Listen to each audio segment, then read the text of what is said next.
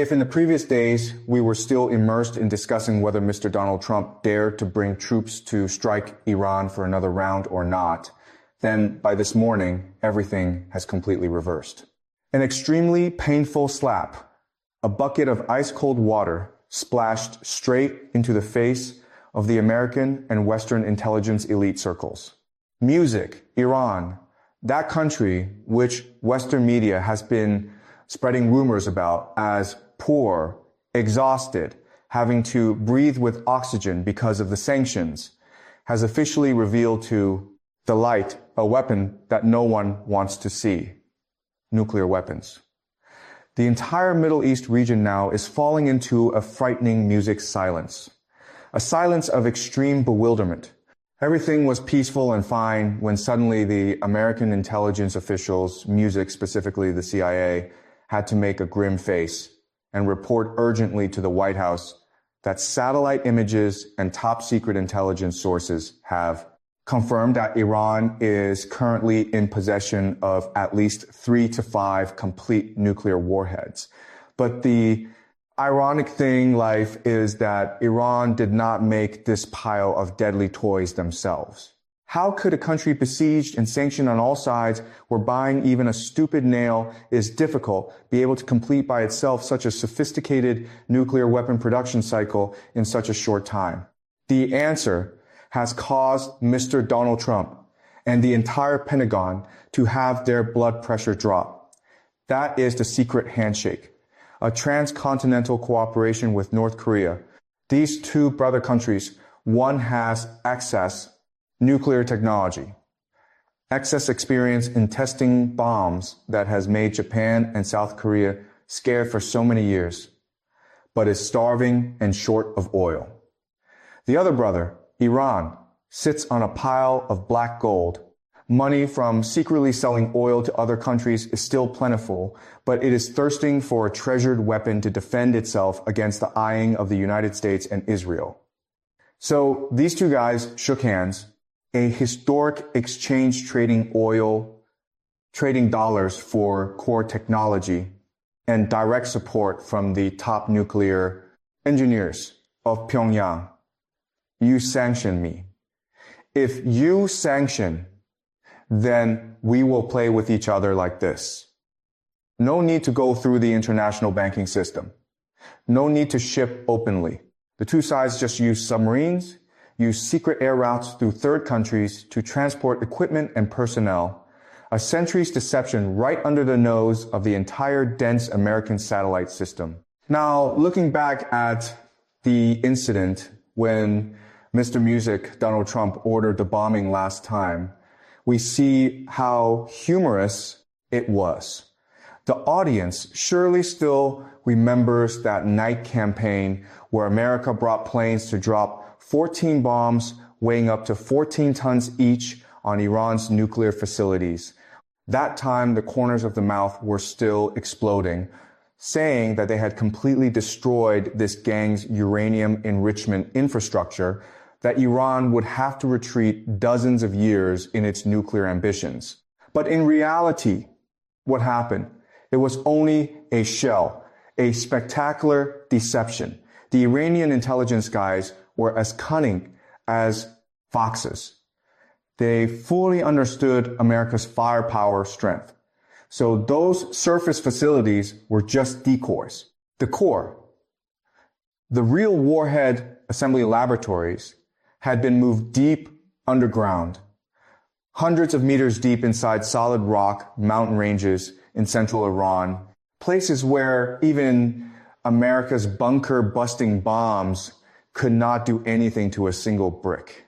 And inside those underground caves, North Korean experts had held hands and guided Iran to complete the final step of miniaturizing nuclear warheads to fit onto ballistic missiles such as Shahab or Khorramshahr. But now what? The philosophy of America first is being put to the ultimate test. Strike or not strike?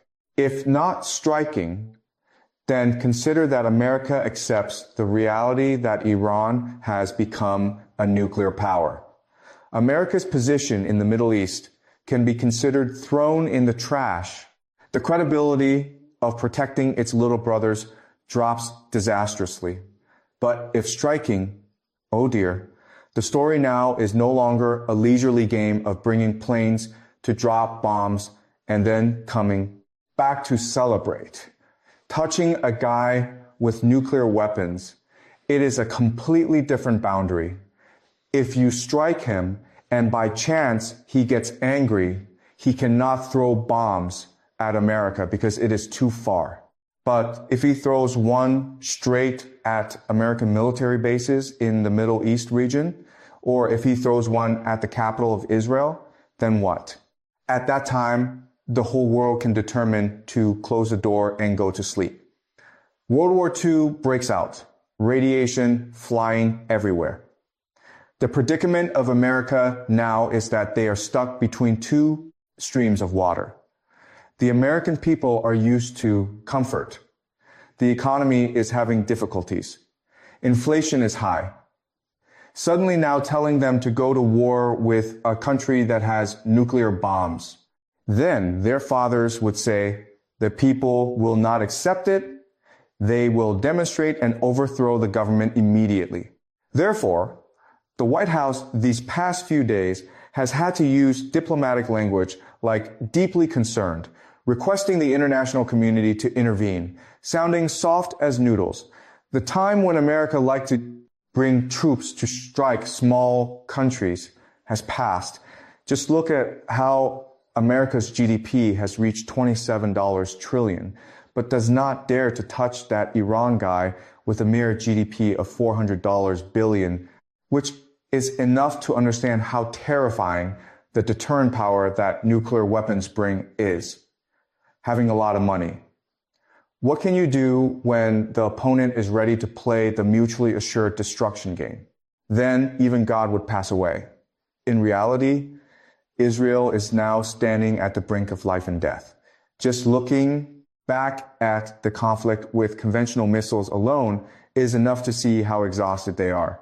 Israel has always been proud of its Iron Dome air defense system that media spreads rumors about as an impenetrable shield. But in reality, what happened?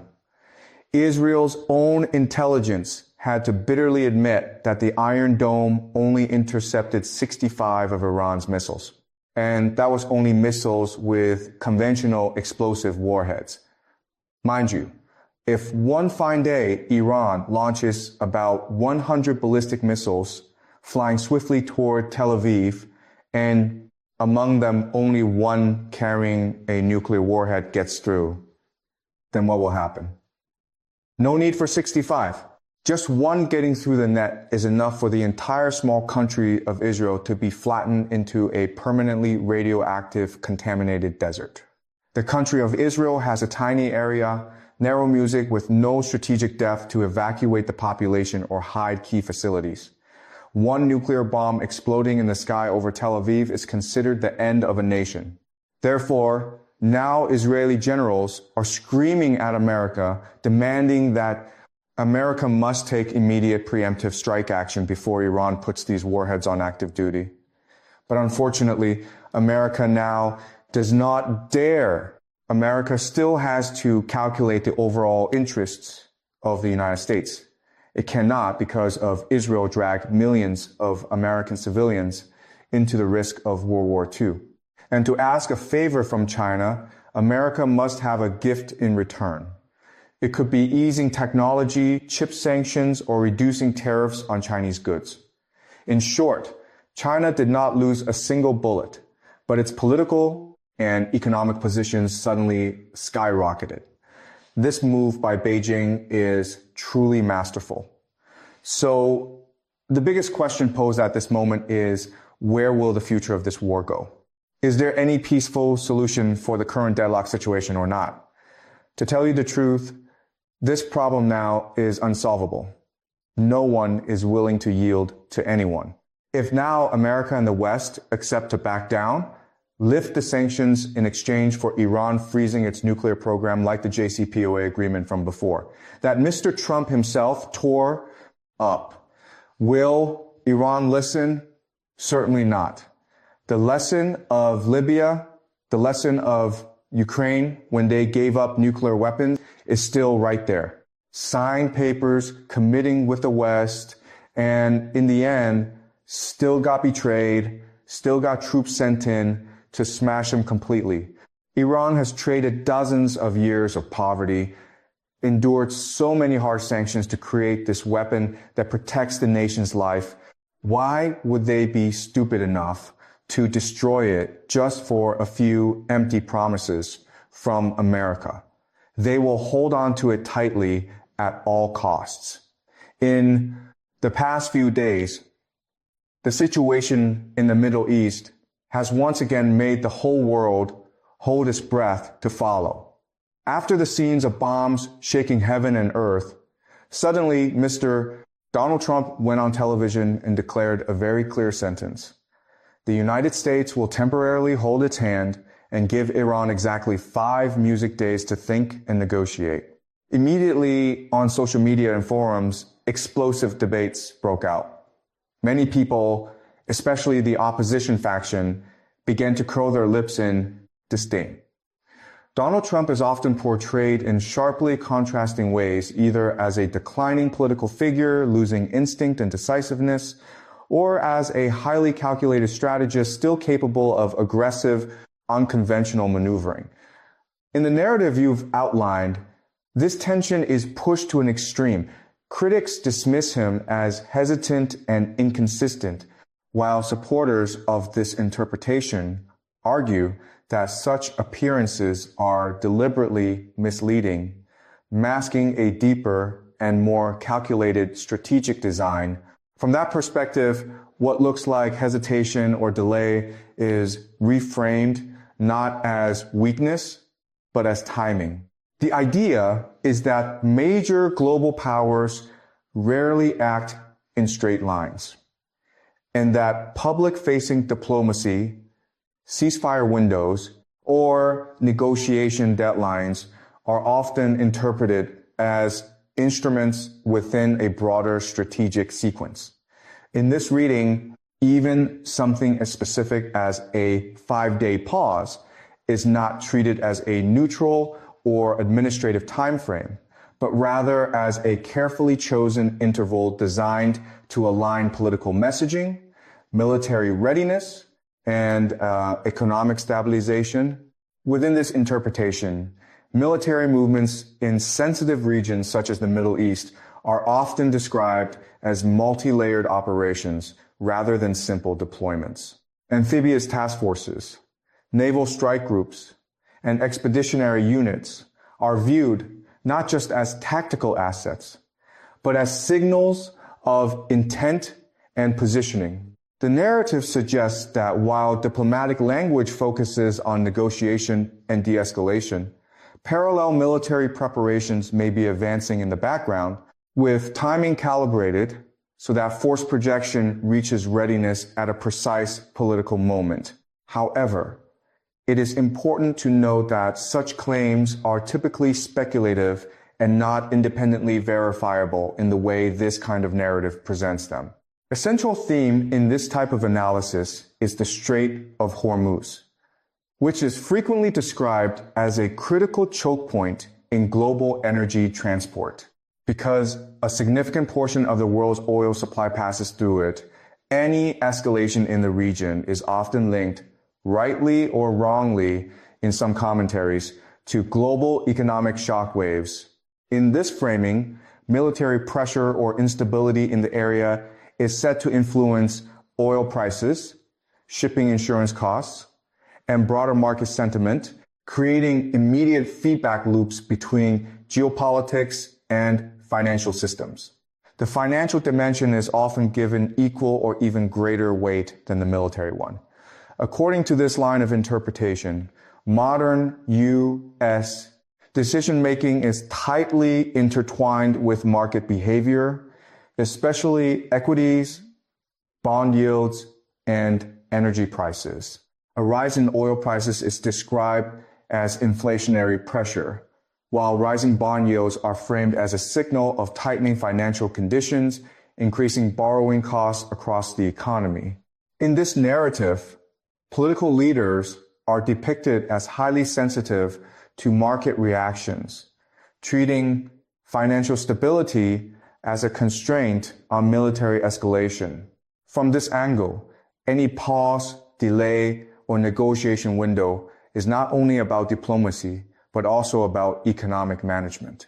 A temporary de-escalation is framed as a mechanism to calm markets, reduce volatility, and prevent abrupt financial reactions, such as equity sell-offs or rapid shifts in bond yields. The idea is that modern geopolitical strategy is inseparable from market psychology, and that even rumors or announcements can have immediate effects on global capital flows. The timing elements, such as aligning deadlines with the end of trading weeks, is often interpreted in these narratives as intentional financial engineering.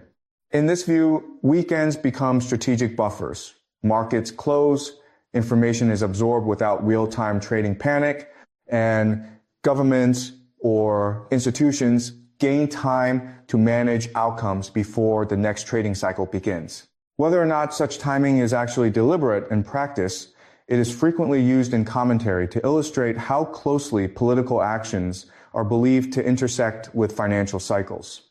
Ultimately, this entire interpretation presents a world where diplomacy, military readiness, and financial markets operate as a single interconnected system.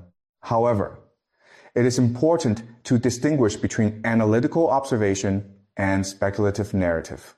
While it is true that global politics can influence markets and that markets can influence political decision-making, the specific claims about precise military timing, hidden operational synchronization, or calculated 5-day schemes should be treated as interpretive storytelling rather than confirmed fact.